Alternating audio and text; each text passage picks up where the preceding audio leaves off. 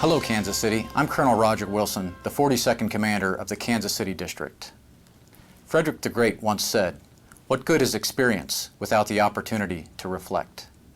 On the occasion of the Kansas City District's 100th birthday, we have completed 2 milestones: a commemorative video and book entitled Heartland Engineers, A Century of Superior Service.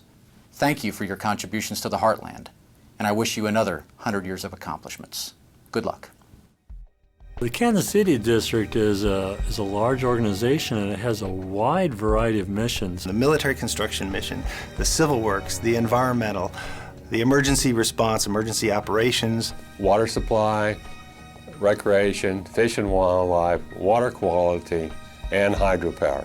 Hazardous and toxic waste. The HTRW environmental, emergency management, there's regulatory. We have biologists, chemists, architects. I'm just amazed every day at the level of quality and the level of expertise that we have and the value we provide.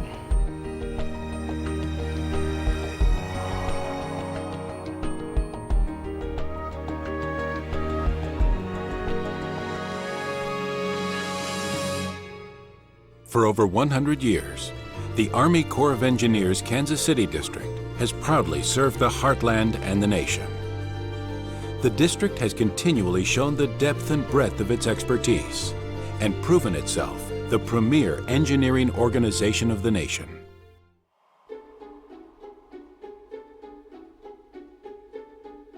Since Lewis and Clark returned from their transcontinental expedition, Corps engineers have had close ties to the Missouri River and its numerous tributaries. The Missouri River, in its natural meandering state, was known for its constantly shifting channels and erosive forces. Violent floods in the spring and summer devastated communities along the banks and inundated valuable agricultural and industrial acreage. The river was a wild and unruly thing, and quite frankly, we could not overcome the river by brute force.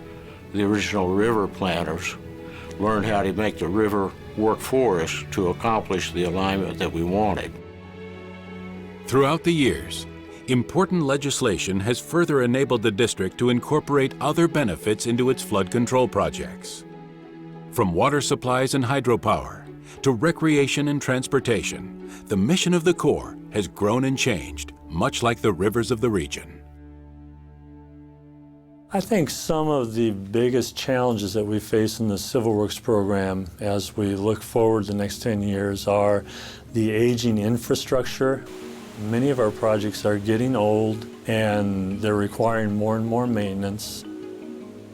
The existing Turkey Creek Tunnel, built in 1919 by Kansas City, was in desperate need of repair and improvement. It had deterioration of the liner and the sidewalls and some of the ceiling, and it blocked the flow of the Turkey Creek emptying out into the Kansas River. We have been able to develop an approach to resolving the problem, and we have it well under construction now. The Flood Control Act of 1938 brought major changes to the Kansas City District. This landmark legislation launched several decades of dam building. In the Kansas City District, there are 18 lakes that have been built. The first one was Canopolis, and the last one was Blue Springs. The Kansas City District lake projects include Harlan County, Rathbun, Truman, Stockton, Pomme de Terre, Longview, and Blue Springs, Smithville, Long Branch, Canopolis, Clinton, Tuttle Creek, Perry, Hillsdale, Milford, Wilson, Pomona, and Melbourne. The largest of the lake projects in the Kansas City District is Truman Lake. The Truman project was a challenge from a number of standpoints. The size of the project, for one thing. The power operation was one of a kind practically in the country. Another big challenge for the project came in 1972, when the Environmental Defense Fund filed suit to stop construction of the Truman Dam. The district prevailed and construction continued. It's been a very, very successful project. It has a high amount of recreation. The visitor center was an award winner. The Truman Lake is what I consider to be the crown jewel of the district's lake system. The public use of the projects, I think, is one of the greatest benefits of all these projects. You know, they started off kind of basically as single-purpose projects, and before they were done, we've got public use at our projects that just kind of amazes everybody.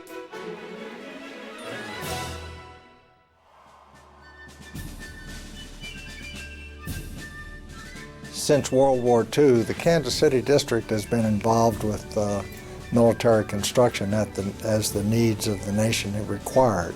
The military has relied on the Kansas City District to design and build the infrastructure necessary to accommodate the expanding and evolving armed forces, including barracks, airfields, hospitals, state-of-the-art training facilities, and amenities at Forts Riley, Leavenworth, and Leonard Wood, as well as Whiteman and McConnell Air Force bases. The Cold War era brought with it the combined challenge of keeping up with the new weaponry advances while building structures fast enough to support them. ICBM missile sites were a huge undertaking for the district. We'd work night and day, and it got to the point where we were working all the time.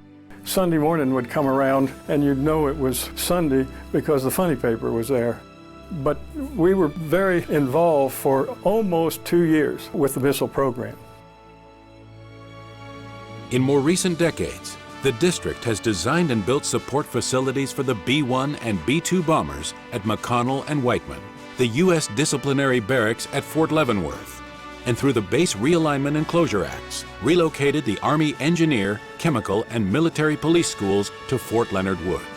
The district supported the installation by the construction of a new college for the Command and General Staff College, and that is the Lewis and Clark Center.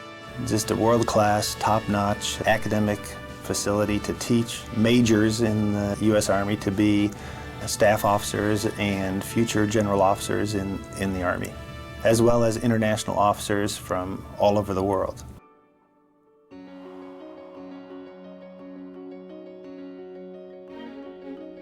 In the 1970s, the nation began to focus on environmental issues. The legacy of World War II and the Cold War left numerous munitions plants, missile sites, and atomic energy sites containing hazardous, toxic, and radioactive waste. The Department of Defense and the Department of Energy assigned the district the massive task of remediating these sites. It's more than a regional program. Even though we're very strong on sites in Missouri and Kansas, we also work in New York and New Jersey and other places where we're called on by customers that need our services. We also support the U.S. Environmental Protection Agency and their mission in the Superfund program, helping them with cleanups of sites listed on the National Priorities lists or the Superfund list. We also have the Environmental Quality Program.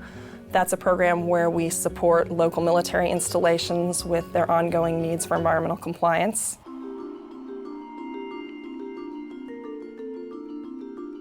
Cleaning up the environment also meant cleaning up water sources and restoring the habitat of fish and wildlife. In recent years, the district has partnered with a wide range of federal, state, and local agencies and organizations to restore some of the Missouri River's ecosystem back to its natural state under the umbrella of the Missouri River Recovery Program. The concern was more in how do we negate some of the aspects of what the river training structures were doing, in that they had caused a lot of accretion. That consisted of buying land, developing wetland areas, and public access to the river. The Corps is responsible for regulating all wetlands and waterways in its jurisdiction. This includes permitting, maintenance of trails and recreation areas, protecting endangered species, managing fisheries, conducting water sampling, and patrolling the lakes and rivers. District managers and park rangers oversee these sites throughout the region. Water safety is a big thing for us. We try to educate folks as much as we can. It's just really rewarding to visit with folks and just make sure that they're having a good time. We have a managed fishing clinic for disabled children every year, and it's just awesome. It's a great experience to help people.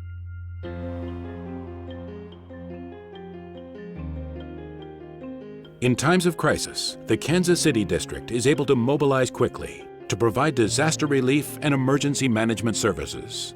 We're involved in all aspects of disaster response and recovery nationwide in association with what we do with FEMA, and a lot of people don't understand that.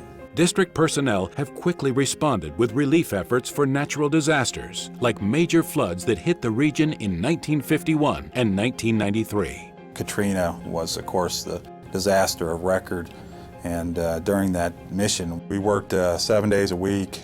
Some of us were putting more than 17 hours a day in. In the nation's efforts to combat terrorism, the district has responded, both at home and overseas. I deployed to New York approximately a week after 9/11 happened.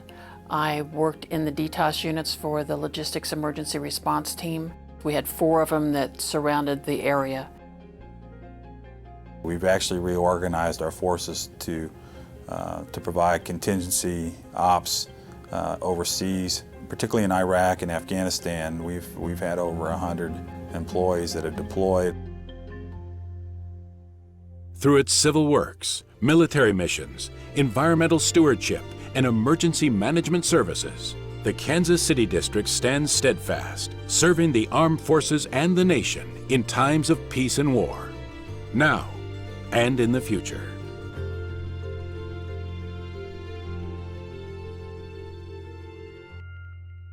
To me, the term Heartland engineer applies to a Midwest work ethic that says, hey, we got a job to do, let's roll up our sleeves, let's get it done, let's work as a team. Certainly a can-do attitude and are always there to serve the public. Working for the Corps has meant my ability to work with some truly great individuals. Just incredibly dedicated, loyal individuals. The leadership has always showed a commitment to the people, and conversely, the people a commitment to the organization. I'm proud to have been a part of the Heartland Engineer organization. The Heartland Engineers' century of superior service would not have been possible without the tireless dedication and commitment to excellence by the staff members of the Kansas City District Support Offices.